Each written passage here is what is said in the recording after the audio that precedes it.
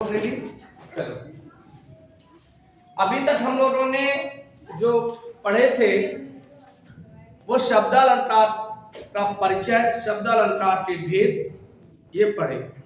आज अलंकार का हम दूसरा भेद पढ़ते हैं, अर्थालंकार। कौन सा? अर्थालंकार। अर्थालंकार क्या है, इसको थोड़ा खोल दीजिए।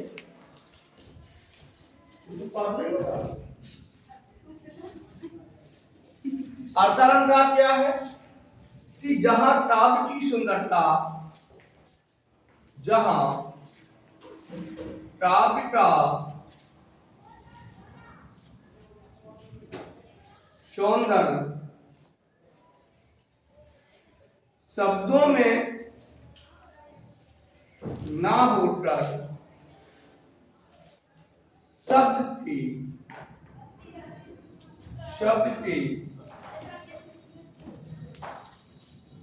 अर्थ से होता।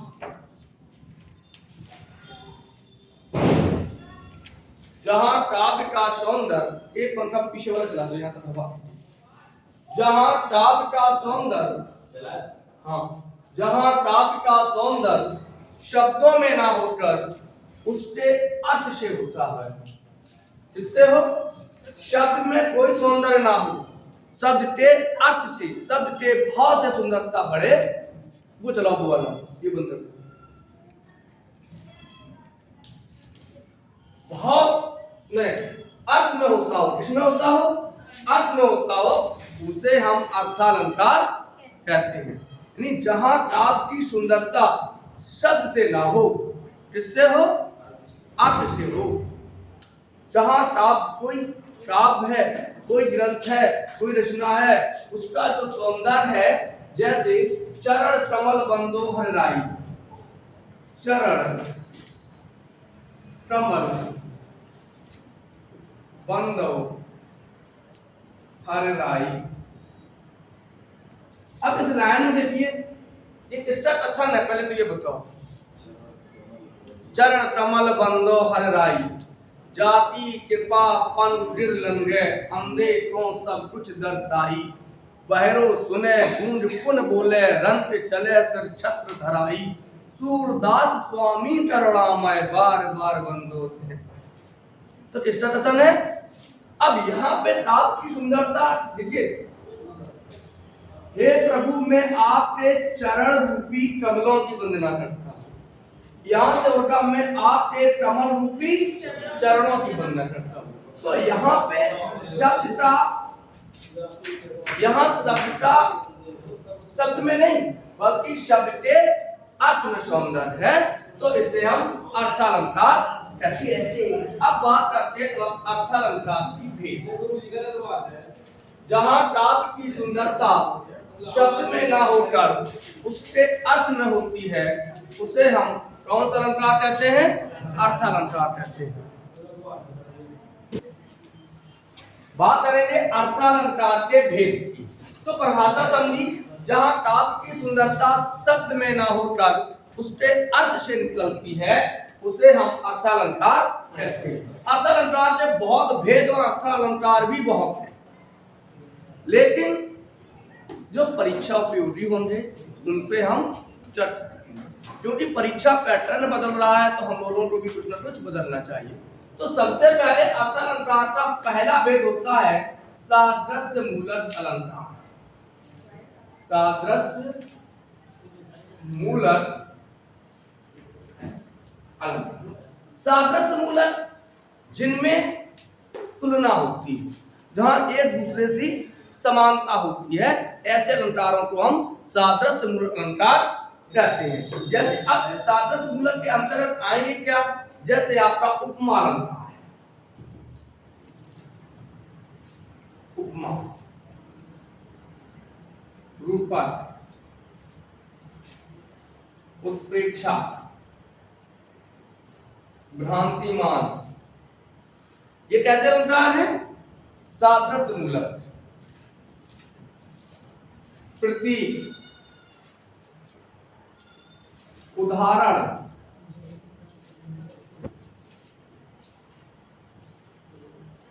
दृष्टांत, सादृश्य मूलक का मतलब होता है कि जहां पर तुलना हो, वस्तु को एक दूसरे के समान बताई जाए, उन अलंकारों को हम कौन सा अलंकार कहेंगे? सादृश्य मूलक। इन्हें आपको तैयार करना है कि सादृश्य मूलक के अंतर्गत उपमा है, रूपक है, उत्प्रेक्षा है, भ्रांतिमान है, दृष्टांत है, उदाहरण है, संदेह है आदि। अब कैसे तैयार करना है?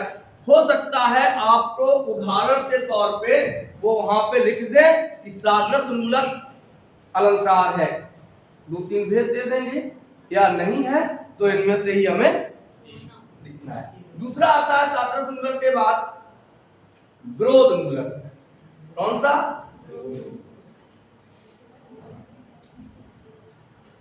विरोध मूलक अलंकार। विरोध मूलक अलंकार किसे कहते हैं? जहां उपमेय और उपमान में विरोधाभास, जहां उपमेय और उपमान में क्या हो? विरोधाभास होता है, उसे हम विरोध मूलक अलंकार कहते हैं। जैसे अब इसमें क्या है आपका? असंगति,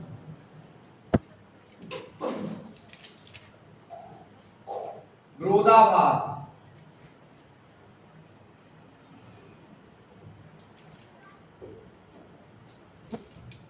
जब असंगति है, विरोधाभास है आदि अलंकार ऐसे। जैसे एक और अलंकार आता है, शायद आपने नाम सुना हो, विषम अलंकार।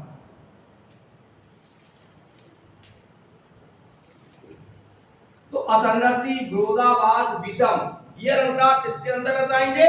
विरोध मूलक के। फिर सुन लीजिए, अर्थालंकार के भेद पढ़ा रहे हैं। अभी हम आपको अलंकार नहीं पढ़ा रहे, अभी हमारी चर्चा किस पे हो रही है? अर्थालंकार के भेद पर। और अर्थालंकार का जो भेद है, पहला है सादृश्य मूलक, जहां उपमा, रूपक, उत्प्रेक्षा, भ्रांतिमान, संदेह, प्रतीक, उदाहरण, दृष्टांत इत्यादि। यहाँ विरोध मूलक में असंगति है, विरोधाभास है, विषम है आदि। अब पूछ सकते हैं आपसे कि निम्न में सादृश्य मूलक नहीं है, भ्रांतिमान, उदाहरण, असंगति, रूपक, तो कौन सा होगा? असंगति। आगे पढ़ते हैं, अगला है हमारा क्रम मूलक। कौन सा?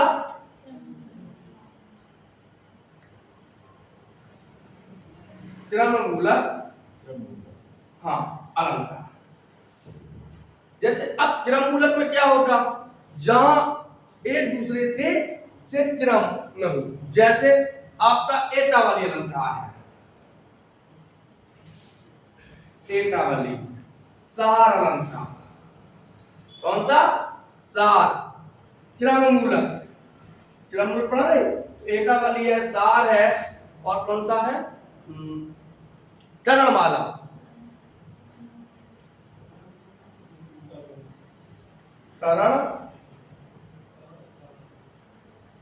करणमाला, यथासंख्य है आदि। तो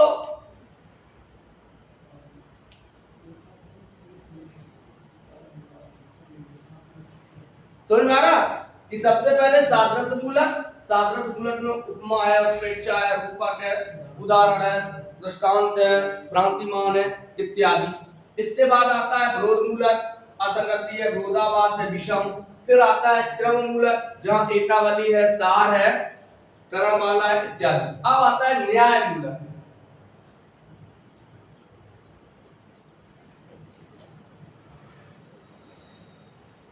दिखाई दे रहा है भैया पीछे? न्याय मूलक। जैसे आप में अब न्याय मूलक में कौन से अलंकार होंगे और इसको पढ़ाने का उद्देश्य क्या है? जो ये पढ़ा रहे हैं, इनके पढ़ाने का उद्देश्य क्या है? क्योंकि परीक्षा में आपसे ये भी पूछा जा सकता है कि अभी तक तो आपने उपमा पढ़ा था, ये उपमा किस परिवार का है? तो हमें पता है कि अर्थालंकार के परिवार का है। अब अर्थालंकार में किसका लड़का है? तो सादृश्य मूलक का है। समझ में आया? तो हमें यह भी तैयार करना है कि जैसे न्याय मूलक में यथासंख्य है,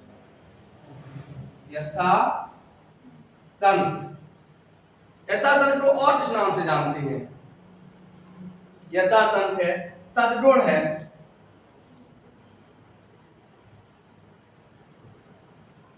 काबलिंग है,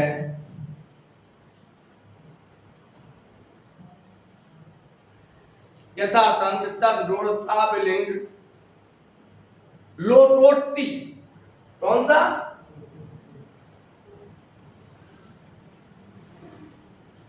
लोटोक्ति आदि। अब आप देखिए यथासंख्य तदगुण काबलिंग लोटोक्ति पूछ दिया जाए लोटोक्ति अलंकार किस प्रकार का अर्थ है तो कैसा होगा? न्याय मूलक। पूछ दिया जाए करणमाला किस प्रकार का अलंकार है तो क्रम मूलक। पूछ दिया जाए असन्नति या विरोधाभास किस प्रकार का अलंकार है तो विरोध मूलक। और पूछ दिया जाए दृष्टांत किस प्रकार का उदाहरण है तो कौन सा होगा? सादृश्य मूलक। ये बैठ दे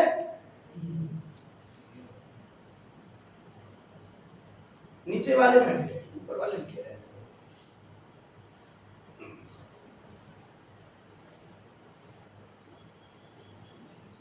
अगला है कारण कार्य संबंध मूलक। कितने हो रहे थे? जो भी क्रम हो, कारण कार्य संबंध मूलक। संबंध यानी कि जहां किसी कार्य का कारण से संबंध बताया जाए, जहां किसी कारण का कार्य से संबंध बताया जाए या किसी कार्य का कारण से संबंध बताया जाता है, ऐसे अलंकारों को हम कारण कार्य संबंध मूलक कहते हैं। कौन कौन से हो सकते हैं इसमें? जैसे 8 छलके, चोट पान लगे और रोए आंख है, तो कहीं ना कहीं तो संबंध है ही। तो इसे आप कह सकते हैं आपका विरोधाभास। विरोधाभास कैसा है?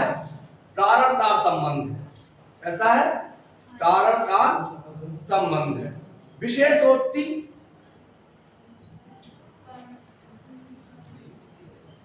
विशेषोक्ति, विशेषोक्ति के बाद विभावना। अच्छा हाँ, विरोधाभास लिख दिया था, सॉरी, विरोधाभास नहीं, इसमें विरोधाभास तो विरोध मूलक में है।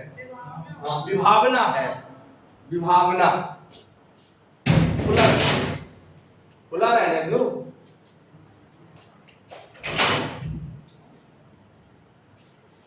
विभावना लिखने जा रहे थे हम। विभावना है, विशेषोक्ति है, अतिशयोक्ति। कौन सा?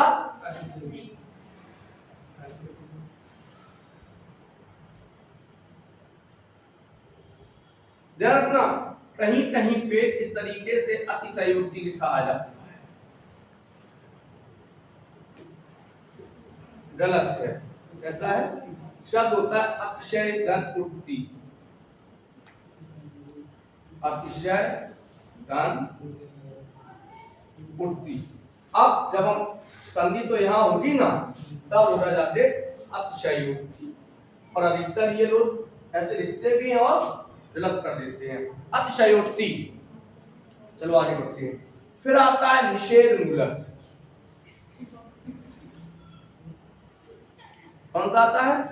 निषेध मूलक।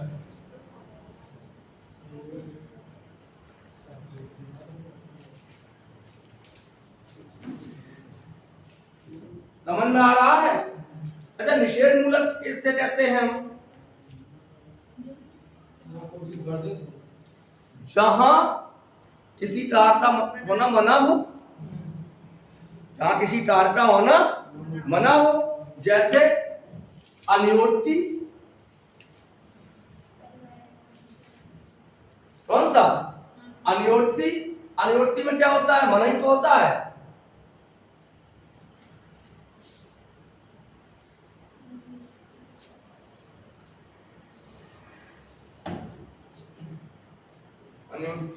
विलोक्ति, बिलोटती है, लावना है इत्यादि। तो और भी है, जैसे एक और है गूढ़ार्थ प्रतीत अलंकार। कौन सा? लिखे दे रहे, इसको भी लिख दे, इसको छोड़ देते हैं, पढ़ा देंगे। सही है।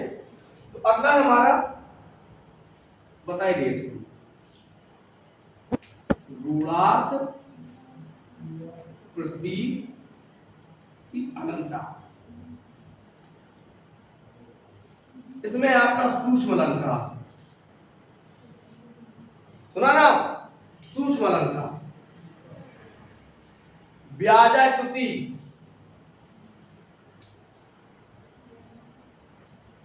व्याजा निंदा,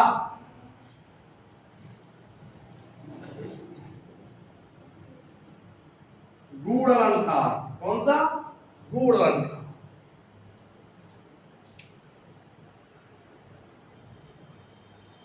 मुद्रा। कौन सा अलंकार? मुद्रा अलंकार। तो आज आपने एक बार फिर हम बताए दे रहे हैं। सबसे पहले लेते हैं अर्थालंकार। अर्थालंकार क्या है कि जहां काव्य की सुंदरता काव्य के शब्दों में ना हो, किसमें ना हो? शब्दों में ना हो। जैसे टनक टनक में दो बार का आ गया, शब्दों में ना हो। अब टनक टनक, यदि हम टनक का समर्थन टनक से कर दें तो अलंकार बदल जाएगा। तो जहां काव्य की सुंदरता शब्द में ना होकर किसमें हो? उसके अर्थ में हो। किसी व्यक्ति वस्तु का नाम ना होते, नाम के अर्थ में है। राम से बड़ा राम का नाम किसमें होना चाहिए? नाम में नहीं, नाम के काम, अर्थ में होना। तो जहां काव्य की सुंदरता शब्द में ना होकर उसके अर्थ में हो, चमत्कार कहां हो? शब्द के अर्थ में होता हो, उसे हम अर्थालंकार कहते हैं। अर्थात समझ में आया? अर्थ धन अलंकार। अलंकृत माने सुशोभित। अर्थ से जहां काव्य की सुंदरता बढ़े, किससे बढ़े?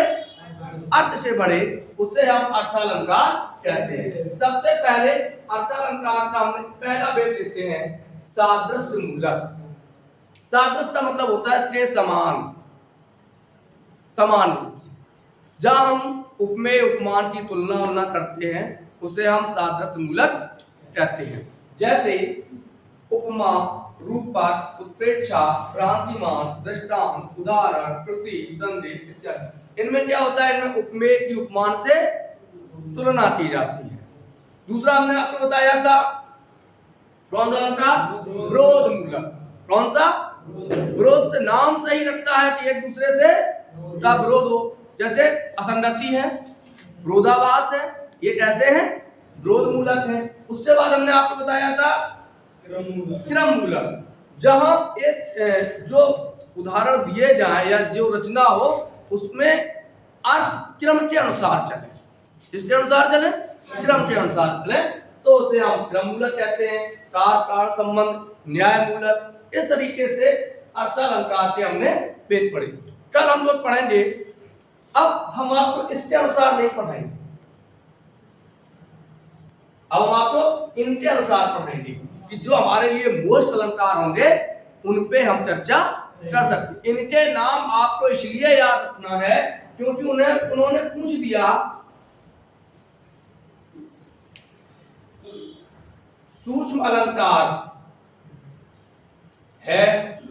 अब उन्होंने 4 उदाहरण दिए, सादृश्य मूलक, गूढ़ार्थ प्रतीति, निषेध मूलक, कार संबंध मूलक, न्याय मूलक, क्रम मूलक दे सकते हैं। तो बता, फिर बाद में आदमी का तीले जो तो हमारे सिलेबस में आतो तो है, लेकिन है सिलेबस में। सूक्ष्म अलंकार क्या है? सूक्ष्म क्या है? अलंकार है।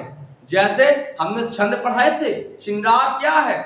रस के साथ साथ छंद भी है। क्या है? छंद है। श्रृंगार छंद कैसा छंद है? मात्रिक छंद है। कैसा मात्रिक छंद है? सममात्रिक छंद है। प्रत्येक चरण में कितनी मात्राएं होती हैं? 16।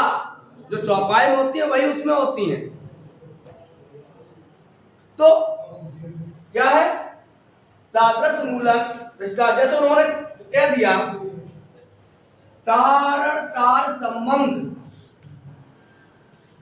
अलंकार में है या अलंकार है, तो कौन सा हो सकता है, विशेष दोषी या विभाग में, इस तरीके के हो सकते हैं, हो सकते हैं, हो सकते हैं। कल हम लोग पढ़ेंगे अलंकार के भेद में, पहला अलंकार पढ़ेंगे उपमा अलंकार। कौन सा पढ़ेंगे, उपमा। तो ये चीज समझ में आ गई। अलंकार तो बहुत हैं, लेकिन जो काव्य के लिए जो हमारे लिए प्रमुख है वो लगभग 6-7 हैं, सही है, और उनमें भी बहुत मोस्ट जो है उन पर चर्चा होगी। तब तक के लिए राधे राधे।